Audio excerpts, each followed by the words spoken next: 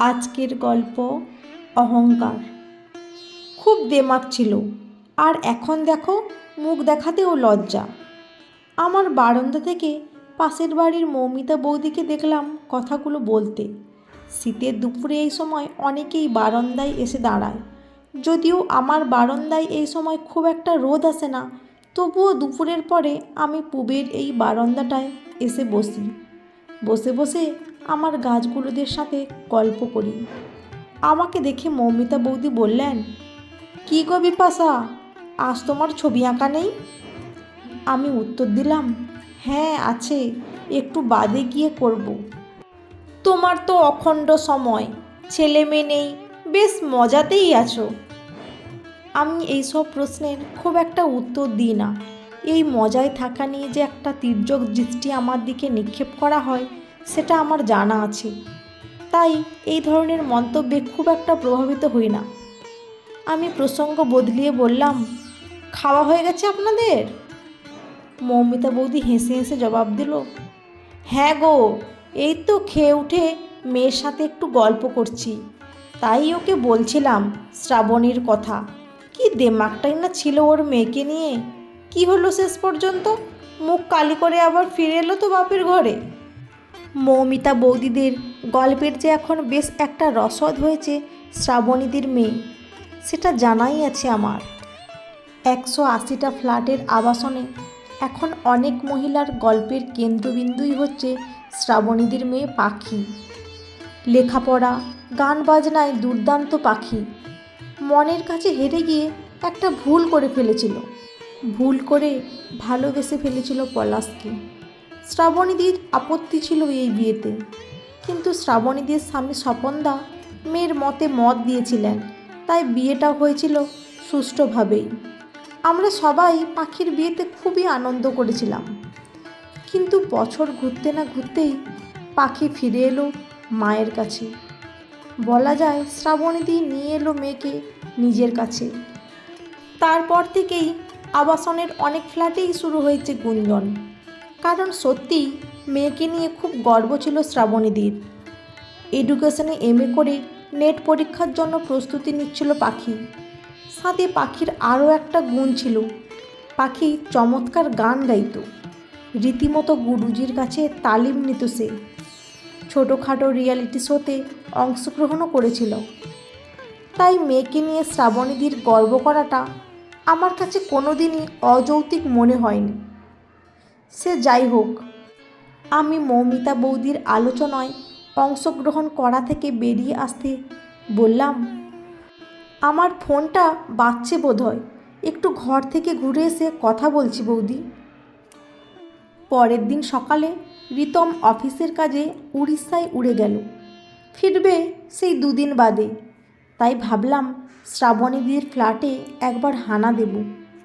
মেয়েটাকে ফিরিয়ে আনার পরে শ্রাবণীদি স্বপনদা কেউই খুব একটা কারোর সাথে মেলামেশা করেন না। আমি বুঝলাম, নিজের থেকে শ্রাবণীদির এই একাকিত্ব যদি না ভাঙি, তাহলে একটা অদৃশ্য বেড়াজাল থেকে কিছুতেই এই পরিবারটা বেরিয়ে আসতে পারবে না। তাই রিতম বেরোনোর আগে ওকে সবটা খুলে বললাম, একবার যাব নাকি গো ওদের ফ্ল্যাটে? রিতম বলল, যাও, লোকের তির্যক কথা শোনার অভ্যেস আমাদের হয়ে গেছে, ওদের তো হয়নি এখনও, তাই বোধহয় এড়িয়ে চলছে সবাইকে। ঘুরে আসতে পারো তুমি, অসুবিধা তো কিছু নেই। রিতম বেরিয়ে যেতেই স্নান সেরে চলে গেলাম শ্রাবণীদির ফ্ল্যাটে। সাথে রেখেছিলাম লোটে মাছের ঝুড়ি। পাখি খেতে খুব পছন্দ করে।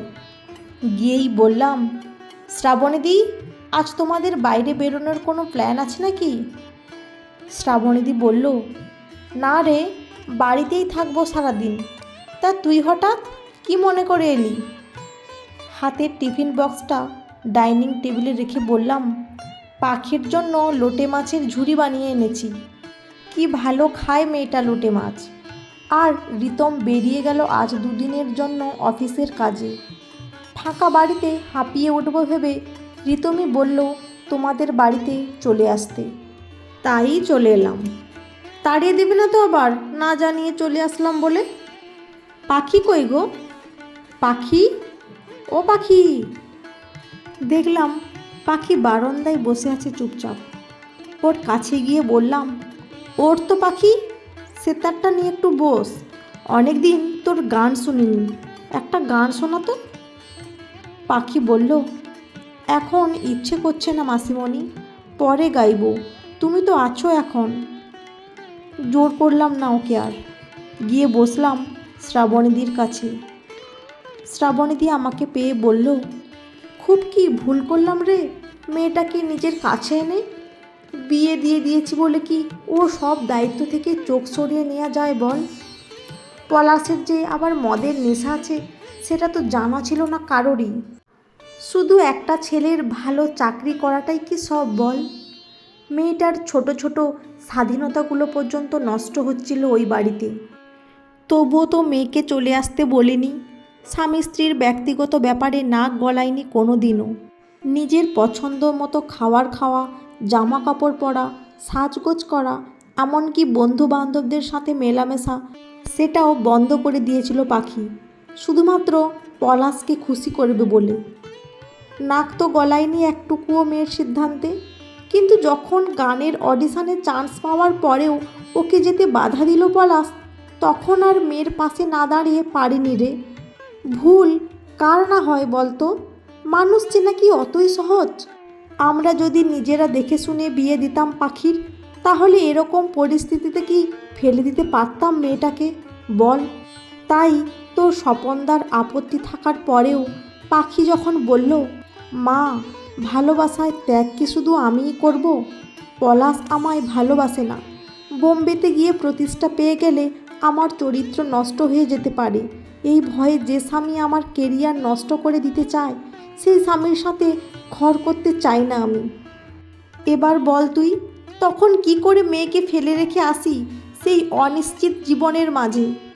জানতাম অনেক কথা হবে, তবুও নিয়ে এলাম আমি। মানুষ চিনতে ভুল করেছে, সেখানে ওর অপরাধটা কোথায় বল? একবার ঠকেছে বলে কি জীবনটা এভাবে নষ্ট করে দিতে হবে? সামনের দিকে এগিয়ে যেতে কেন সাহায্য করব না পাখিকে, বলতে পারিস? আজও তো পাখিকে নিয়ে আমার গর্বই হয়। কটা প্রতিবেশী পেরেছে বল অত বড় স্টেজে অবধি পৌঁছতে? তাই পাখি যখন সেই বস্তা পচা দাম্পত্য থেকে বেরিয়ে আসতে চাইল, আমি সমর্থন করেছি মেয়েকে। সংসার করার নামে, ভালোবাসার নামে যদি নিজের জীবন, নিজের ইচ্ছে, নিজের ক্যারিয়ার জলাঞ্জলি দিতে হয় আমার মেয়েকে, তাহলে পাখিকে ম্যারিড বলার চেয়ে ডিভোর্সি বলতে আমি বেশি গর্ববোধ করব। অনেকেই হয়তো ভাবছে পাখিকে নিয়ে আমার লজ্জার শেষ নেই, কিন্তু বিশ্বাস কর বিপাশা, পাখিকে নিয়ে আমার আজও দিমাগ আছে। এখনও ওর ভবিষ্যৎ উজ্জ্বল। ওকে বলেছি নেটের জন্য তৈরি হতে, সাথে গানও তো রইল। কে বলতে পারে বল?